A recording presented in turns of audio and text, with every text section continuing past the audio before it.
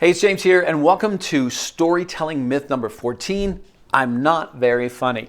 Now, if you're a leader, you have to be using stories. You have to be using stories in your meetings, in your one-on-ones, in your communication.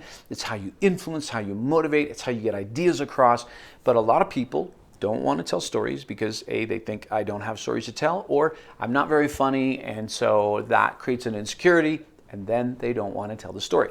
So I'm going to give you one quick technique that you can use to add some humor to your stories. Now, it's only a small technique and it'll only add a little bit of humor, and you got to do it right, but I'll walk you through all of that.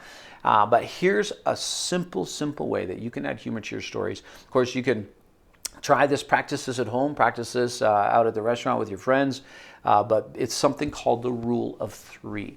Now, comedians use this all the time. Basically, the rule of three is that it works by saying two things that connect and one that doesn't belong with the first two. And a lot of humor and comedy works on that. It's like a surprise. It catches people off guard, and that's where the humor is. And so the rule of three is a simple way to do that, right? So the rule of three would look like blue, red, and Mickey Mouse. Now you might say, that's not funny. No, it's not funny, but it's just to illustrate the rule of three.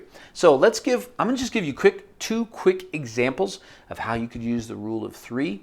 So let's say you are telling a story about this team lunch that you had, and the team lunch wasn't very fun, but you had to get some lunch ordered. Again, just a really mundane thing, but you're telling the story. But if you want to infuse some humor into it, it might look like this. So you're telling the story about this meeting, and it was like a nightmare meeting, and so I asked Jason to order the team lunch, and I said, hey, get us some sandwiches, get us some potato chips, and a case of tequila, because this meeting is a downer. Now, that's not like overly funny, that's not like roll on the floor funny, but it's something that just catches people off guard, probably create a little bit of a smile. Again, you gotta use this appropriately. If that's not an appropriate line, then don't use that line, right? But that's the idea. It's a rule of three. Sandwiches, get us some potato chips, and a case of tequila, because people didn't expect that. So let me give you one more example of the rule of three. So let's say you are the boss, you're the owner of a doggy daycare, and you're telling a story to your staff at a staff meeting. And so you say, so I'm walking to the meeting where we're going to pitch our doggy daycare services, and I'm thinking, okay, make sure I get the main points across, right? We've been in business for 25 years, we're the best at what we do, and who else has this much dog hair on their clothes?